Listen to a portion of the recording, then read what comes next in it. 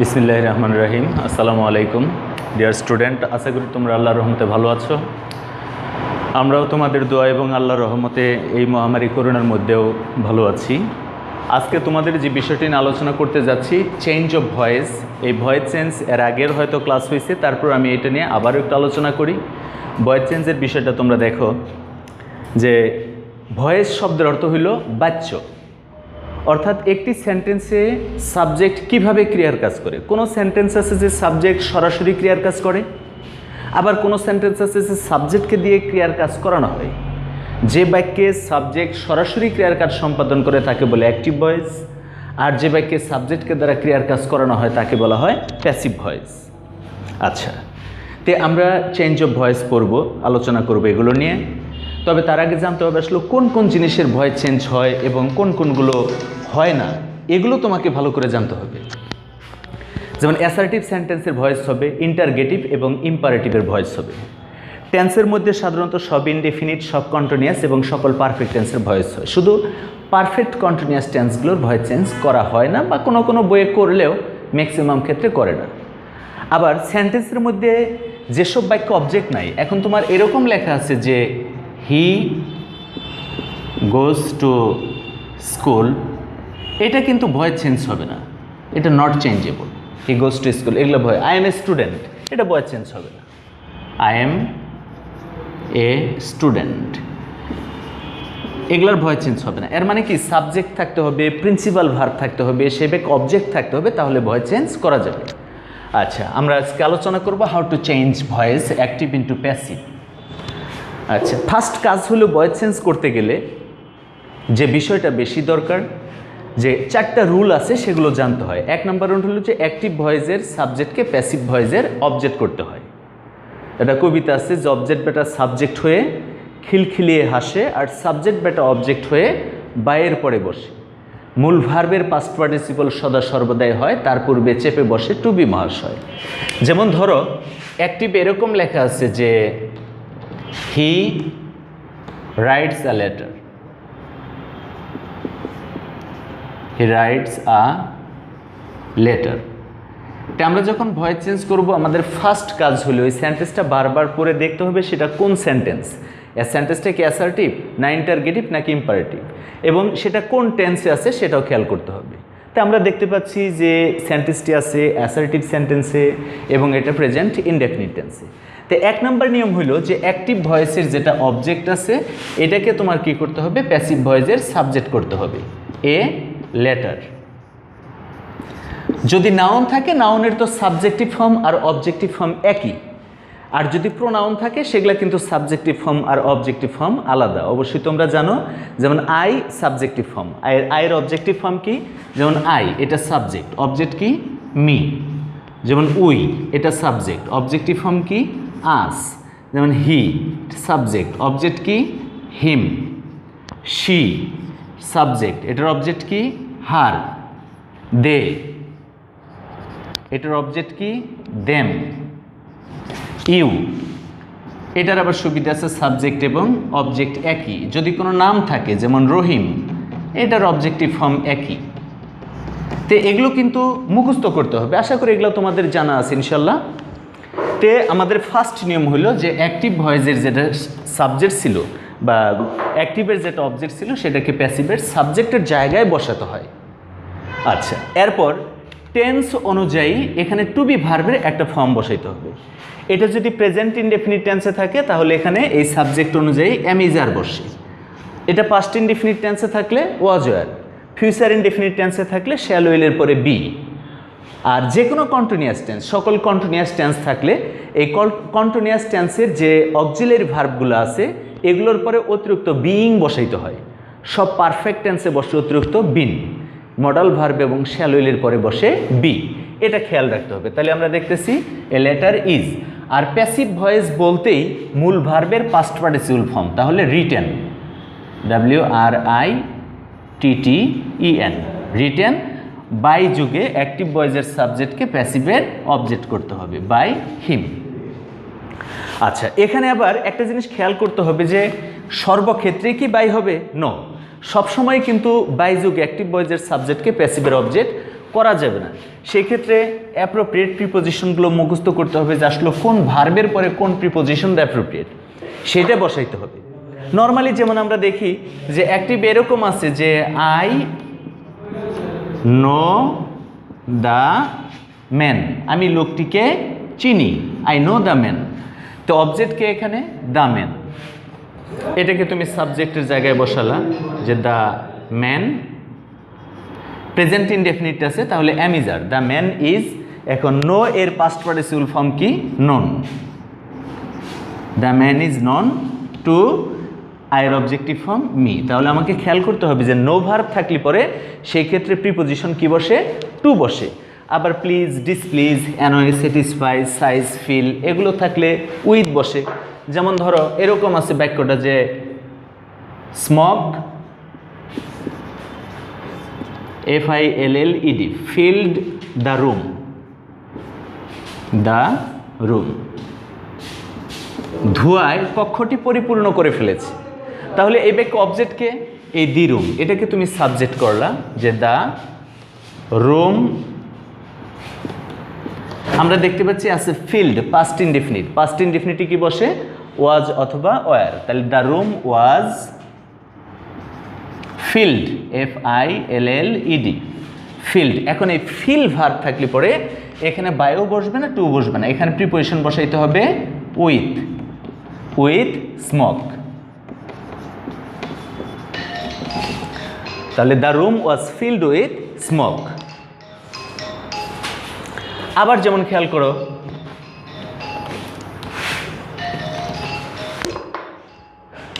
The boy was charmed at the beauty of the girl, অথবা এরকম দিলাম অ্যাক্টিভে the beauty of the girl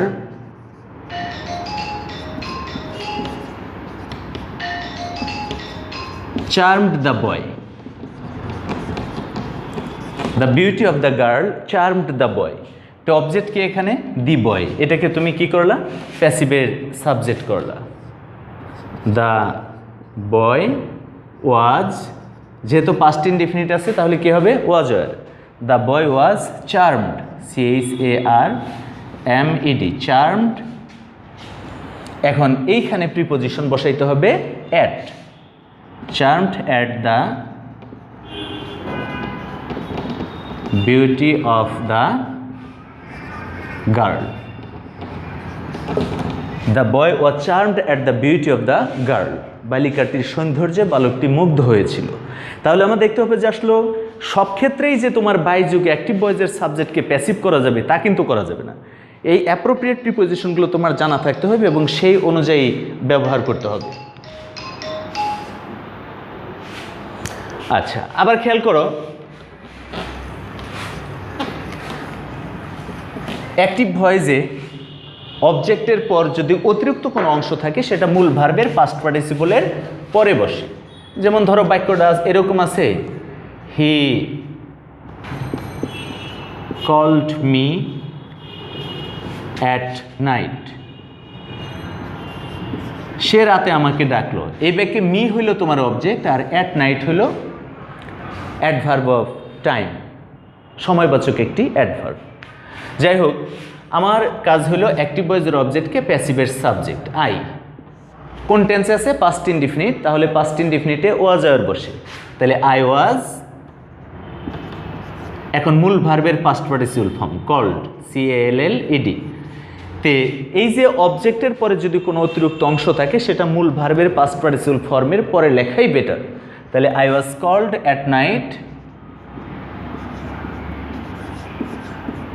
by here objective case him, বাস এইভাবে change হবে।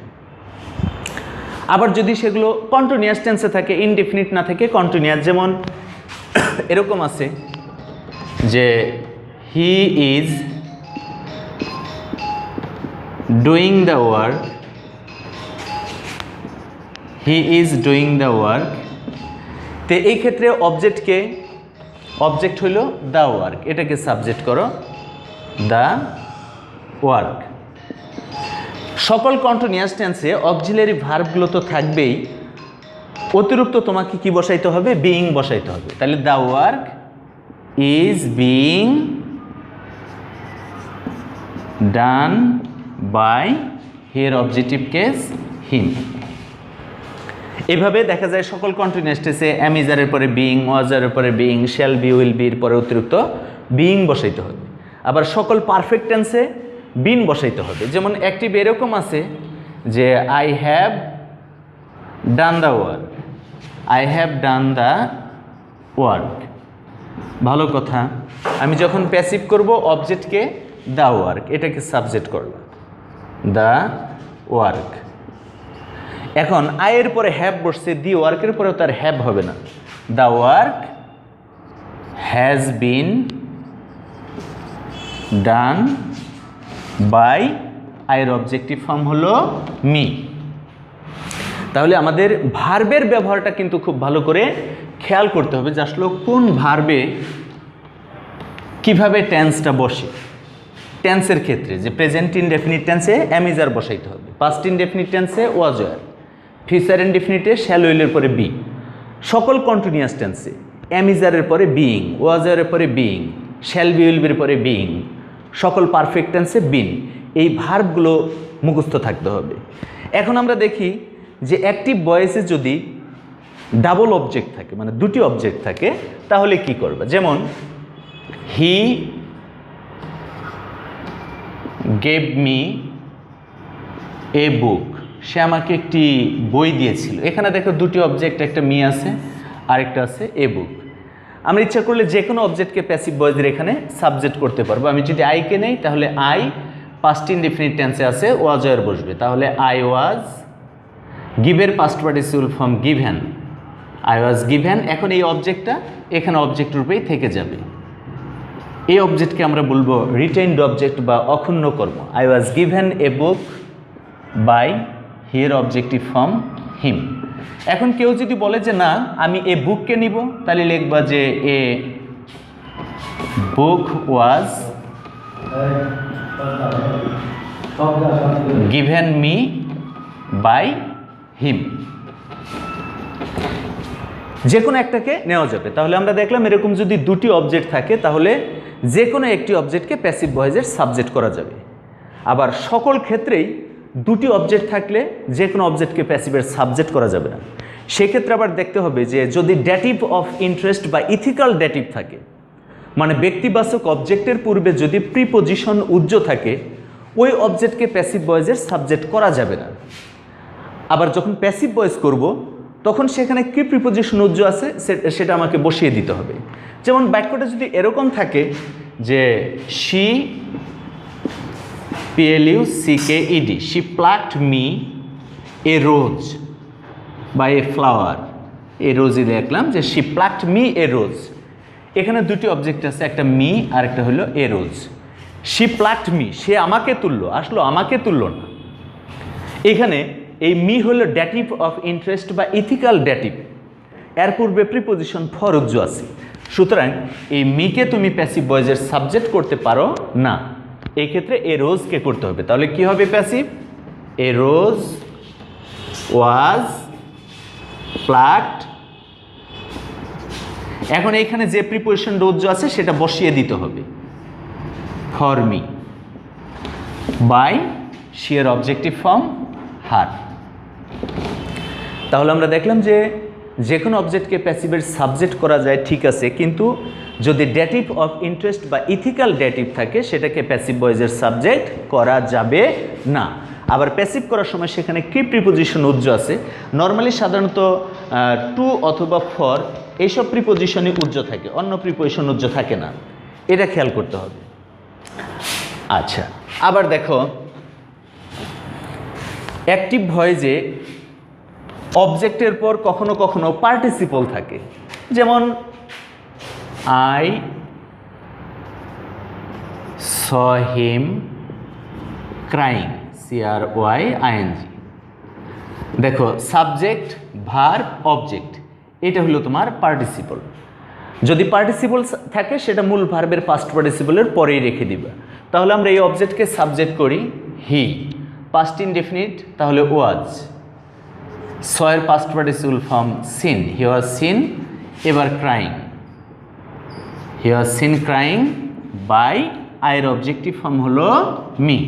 তাহলে আমরা দেখব যে অ্যাক্টিভ ভয়েসে অবজেক্টের পরে যদি কোনো অতিরিক্ত অংশ থাকে সেটা মূল ভার্বের পাস্ট পার্টিসিপল ফর্ম এর পরেই রেখে দিব। আবার অ্যাক্টিভ ভয়েসে অনেক সময় hear, make, let, see, elect এইসব ভার্বের পরে একটি অবজেক্ট থাকে এবং তারপরে বেয়ার ইনফিনিটিভ মানে টু বিহীন ইনফিনিটিভ থাকে। তুমি যখন প্যাসিভ করবা তখন টু প্লাস ইনফিনিটিভ করতে হবে। যেমন আই হার্ড হিম ক্রাই, এই ক্রাইকে বলা হয় বেয়ার ইনফিনিটিভ। আচ্ছা, আমরা যখন প্যাসিভ করব এখানে টু উজ্জ আছে, এই টু বিহীন ইনফিনিটিভকে বলা হয় বেয়ার ইনফিনিটিভ, অর্থাৎ টু যুক্ত ভার্বকে বলা হয় ইনফিনিটিভ। আর যেসব ভার্বের পরে পূর্বে টু উজ্জ থাকে তাদেরকে বলা হয় বেয়ার ইনফিনিটিভ। তে এরকম যদি থাকে প্যাসিভ করার সময় ওইটার পূর্বে টুটা বসিয়ে দিতে হবে। তাহলে হিমকে সাবজেক্ট করো, হি ওয়াজ, হেয়ারের পাস্ট পার্টিসিপল ফর্ম হেয়ার্ড, এই যেখানে to cry, he was hear to cry by, আয়ের অবজেক্টিভ ফর্ম হলো মি। বাস, ভয়েস চেঞ্জ হয়ে গেল। এরপর আমরা আবার দেখি যে অ্যাক্টিভ ভয়েসের অবজেক্ট যদি কোনো রিফ্লেক্সিভ প্রোনাউন থাকে তাহলে সাবজেক্টের জায়গায় থাকবে, টেন্স অনুযায়ী শুধু ভার্বের প্যাসিভ করতে হবে। যেমন ধরো এরকম লেখা আছে যে he killed himself, he killed himself, এই সেলফ অথবা সেলফস যুক্ত প্রোনাউনকে রিফ্লেক্সিভ প্রোনাউন বলে। সিঙ্গুলারে থাকে সেলফ আর প্লুরালে থাকে সেলস, SELVS।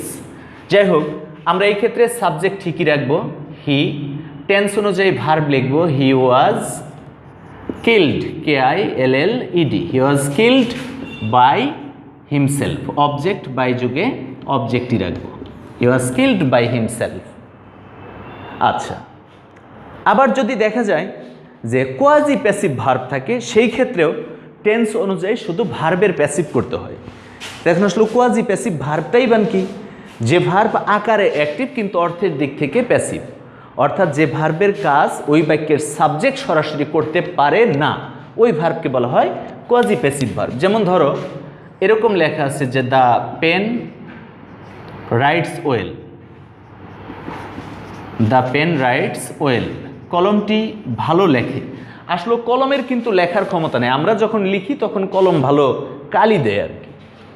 তো এই ক্ষেত্রে এই রাইটসকে বলা হয় কোয়াজি প্যাসিভ ভার্ব। যদি এরকম থাকে তাহলে সাবজেক্ট ঠিকই বসাবো দ্য পেন, টেন্স অনুযায়ী ভার্ব ইজ, মূল ভার্বের past participle form written well, the pen is written well. আরেকটা সুবিধা আছে, আমরা এটা অর দিয়ে আবার লিখে নেই, অর দিয়ে লেখবা তুমি এরকমও লিখতে পারো যে the pen is well, the pen is well when it is written, the pen is well when it is written, এইভাবেও লেখা যাবে। যেমন ধরো হানি টেস্ট সুইট, মধু খাইতে মিষ্টি, মধু তো আসলে নিজেই নিজেকে খেতে পারে না, তো সেই ক্ষেত্রে খেয়াল করতে হবে যে যেমন